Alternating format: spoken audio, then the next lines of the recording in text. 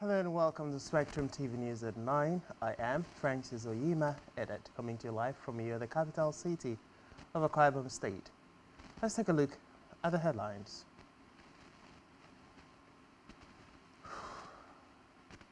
President Tinubu confirms Adeniyi's appointment as Customs CG.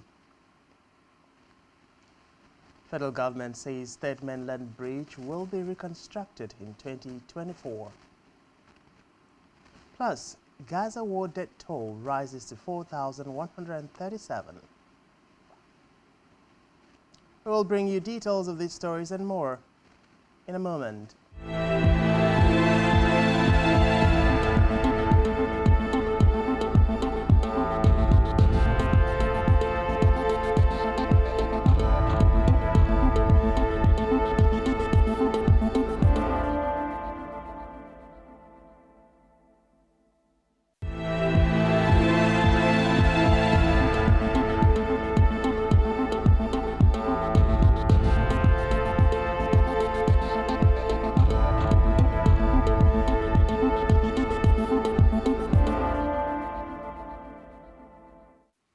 Thanks for joining us. First in the news tonight is a report that President Bola Tinubu has approved the confirmation of Adewale Adeniyi as Substantive Controller General of the Nigeria Customs Service (NCS). A statement issued by the Director of Information in the Office of the Secretary to the Government of the Federation (OSGF), Willie Bassi, said Adeniyi's appointment takes effect from October 19, 2023. President Tinubu appointed the new Controller General of Customs on June 19, 2023, in an acting capacity to replace his predecessor, Colonel Hamid Ali, retired.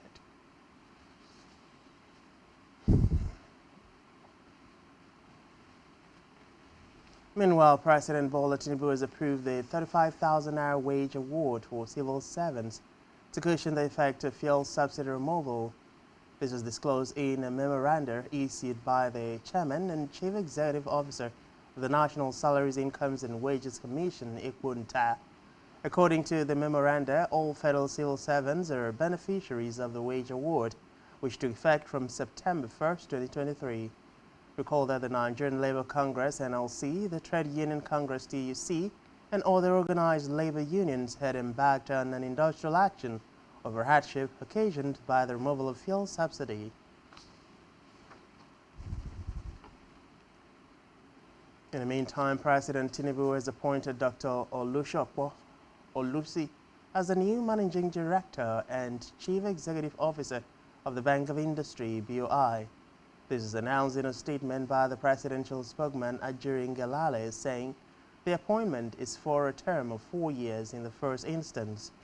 Tinubu charged the new Bank of Industry Chief Executive to ensure that Nigerians who are operating all sizes of enterprises across sectors are given fair and equitable access to much-needed support in order to bolster employment generation and wealth creation amongst income groups in the country, with special regard for lower and middle-income enterprise operators.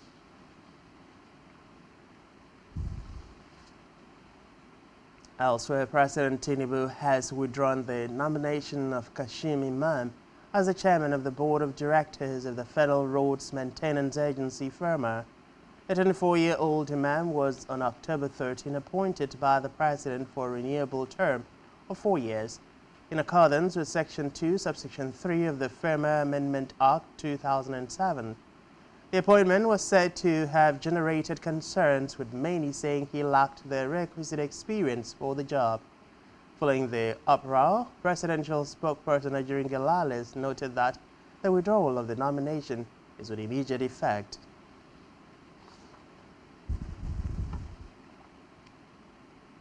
Similarly, President Tinubu has called for the strengthening of cross-sectoral partnership between Nigeria and the European Union (EU) based on the principles of democracy, rule of law and freedom.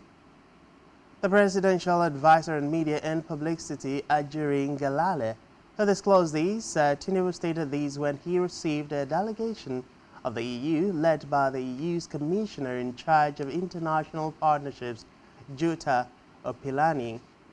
The President welcomed the signing of 8 financing agreements between Nigeria and the EU under the EU Global Gateway Nigeria at a separate event in Abuja.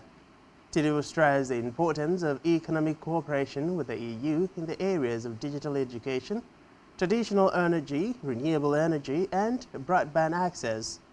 He told the visiting delegation that Nigeria's economy was going through several long-lasting reforms to render it capable of pulling millions of Nigerians out of poverty.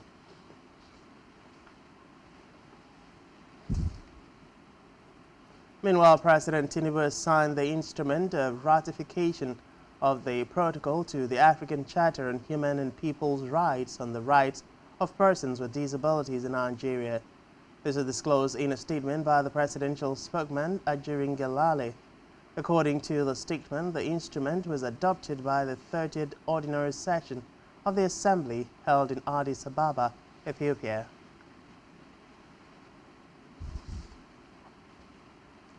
Away from that, the Federal Comptroller of Works in Lagos State, Olukorede Kesha, today revealed plans for a comprehensive overhaul of the Third Mainland Bridge's asphalt layers. This is barely after 24 hours it was reported that the bridge will be closed to traffic from Saturday, October 21st, 2023 to Sunday, October 22nd, 2023 for palliative works.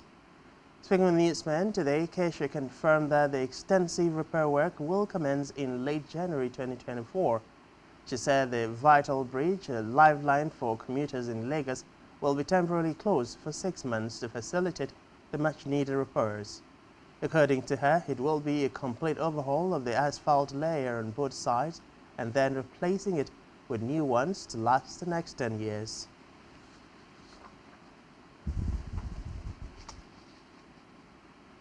Meanwhile, Minister of Solid Minerals Development, Dr. Dele Alake, has said that federal government and states have agreed to collaborate on mining. The two tiers of government also agreed to sanitize mining operators across the 36 states and resolve the challenges arising from issuances of cadastral licenses. Also, there was an agreement that firms should revalidate their licenses at the Solid Affairs Ministry and register with the host government. According to them, mining activities should be organized for mutually beneficial gains.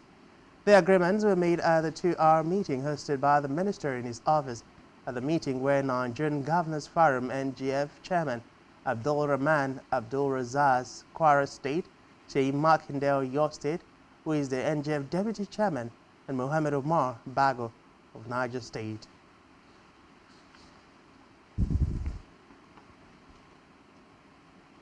On the side development, Nigeria's ambassador to Morocco, Mansour Nuhu Bamali, is dead. Bamali, who was appointed by Muhammadu Buhari last year, was also the Magajin Garin Zazua and biological younger brother to the Emir of Zazua in Kaduna. A statement by the Media and Publicity Officer of the Zazua Emirate Council said Mansour Nuhu Bamali died at a private hospital in Lagos while in transit to Morocco. According to the statement, funeral prayers will be announced later.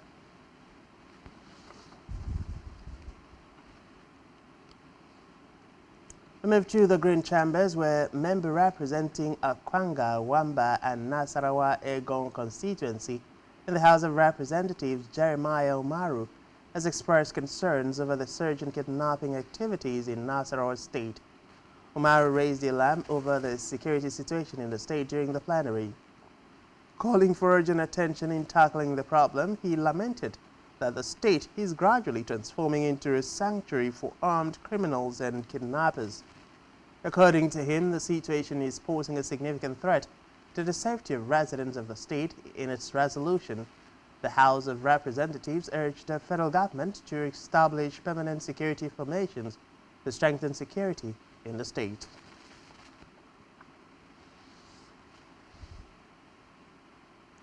To judicial matters now, where the Supreme Court has fixed Monday, October 23rd for hearing in the appeal by the presidential candidate of the People's Democratic Party, Atiku Abubakar, seeking the nullification of President Bola Tinubu's victory at the presidential election. The Apex Court will same day hear the motion by Atiku seeking to bring fresh evidence to prove that President Tinubu submitted forged certificate to the Independent National Electoral Commission (INEC). In a hearing notice, the Apex Court fixed 9 a.m. of the date for Atika's lawyers and those of President Tinubu to address its panel of 7 judges on whether it has powers to grant the request. Also billed to address the court on the contentious request are lawyers from the All Progressives Congress (APC) and the Independent National Electoral Commission (INEC), who are joint respondents in the motion.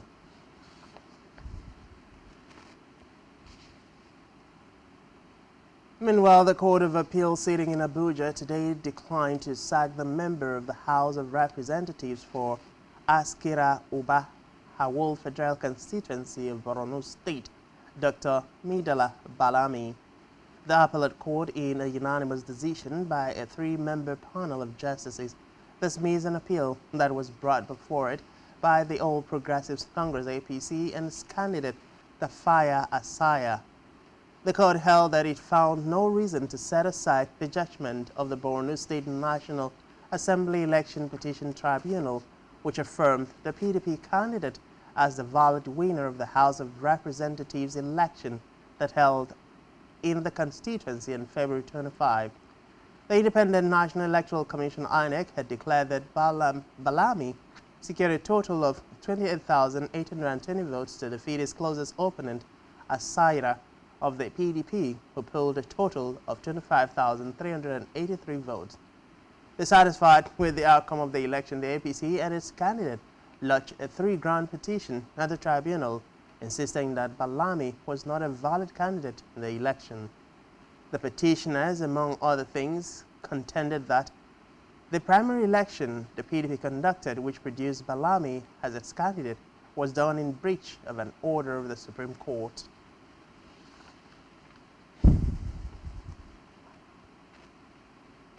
Meanwhile, the Independent National Electoral Commission (INEC) has said that 891 petitions out of 1,196 on the 2023 polls have so far been either dismissed or withdrawn. The National Commissioner and Chairman, Information and Voter Education Committee, Sam Olumilekon, made this known in a statement to newsmen.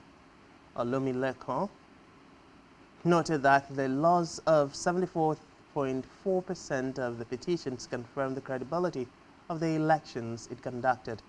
He further stressed that INEC cannot be held responsible for re-election petitions which arise from party primaries.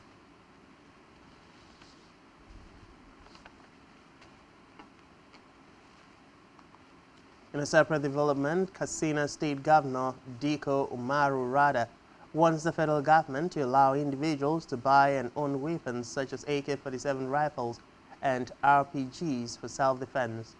The governor spoke today during a media chat in Abuja, argued that if the bandits wreaking havoc across the country could have access to the market to purchase weapons, individuals should be allowed to own theirs.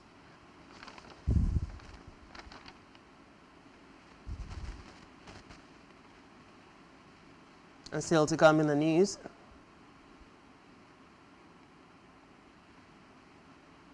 Bitcoin approaches $30,000. Just stay with us.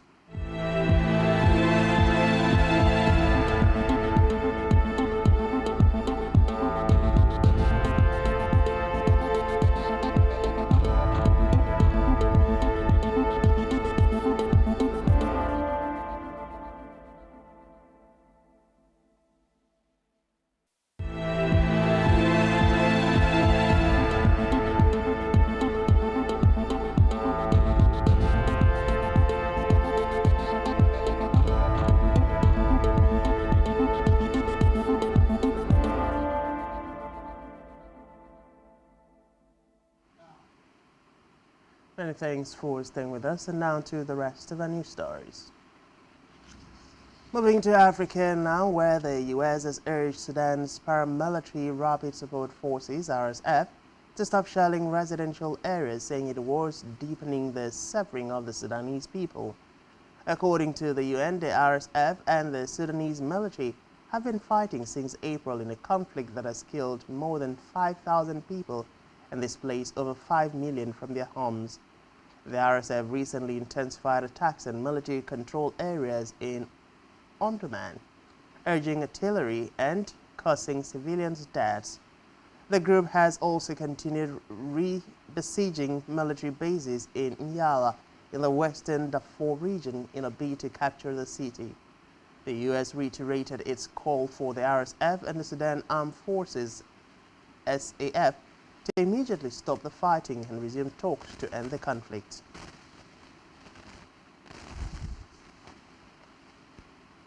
We move away to Zambia, where government has evacuated 77 nationals from Israel amid the ongoing conflict between Israel and the Palestinian Hamas militants. The Zambia's Foreign Minister Stanley Kakubo said the evacuees include 72 students, noting that 172 Zambians, including 143 students, live in Israel, but some had declined the government's evacuation offer and opted to stay behind. Kakubo assured those who choose to remain in Israel that the ministry will maintain close collaboration with the Zambian embassy and Israeli Foreign Ministry to take necessary actions that will ensure their continued safety.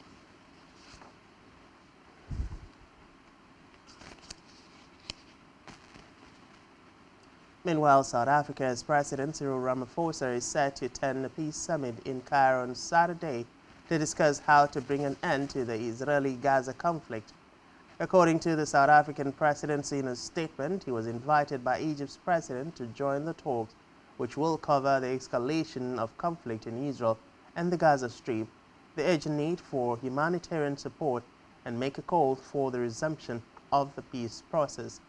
It said that Ramaphosa was deeply concerned about the attacks on civilians, the displacement of people, and the humanitarian crisis in the Gaza Strip. The South African leader had earlier said he was ready to mediate in the conflict between Israel and the Palestinian territories. He said his nation could draw on its experience of conflict resolution in Africa and beyond.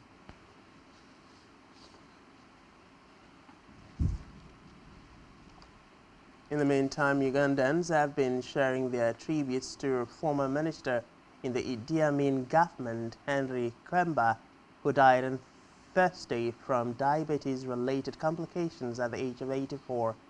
He is described as having been a fixture in Uganda's public life, serving in different positions in the governments of Amin and Milton Obote, as well as the current president, Yoweri Museveni. While narrating to local media of his time as Obote's aide, he said he once took a bullet that was meant to assassinate the president. He is also well known for his book State of Blood, the inside story of Idi Amin, which he wrote after he fled to exile in 1977 while serving under the dictator. The book detailed a first-hand account of experience during Amin's brutal government, exposing the atrocities and human rights abuses committed by the regime. Reports say his work is considered an important historical document providing insight into a dark period in Uganda's history. Kwemba returned to Uganda in 1986, long after Amin had been deposed in 1979 and after the takeover by the current president.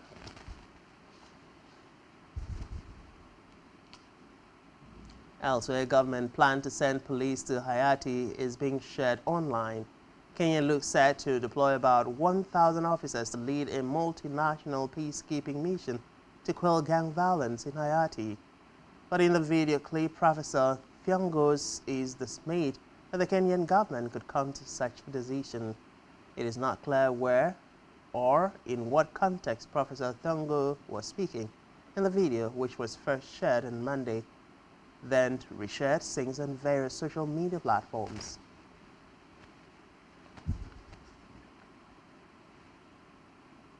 Meanwhile, the military government in Niger says it has foiled an attempt by the deposed former President Mohamed Bazoum to escape from custody.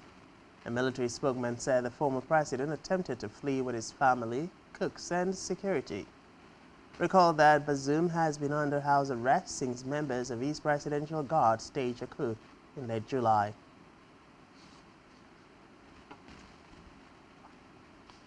Still in Africa, a dengue fever epidemic has been declared in Burkina Faso by the National Health Ministry, with a notable surge in deaths and new cases recorded last week.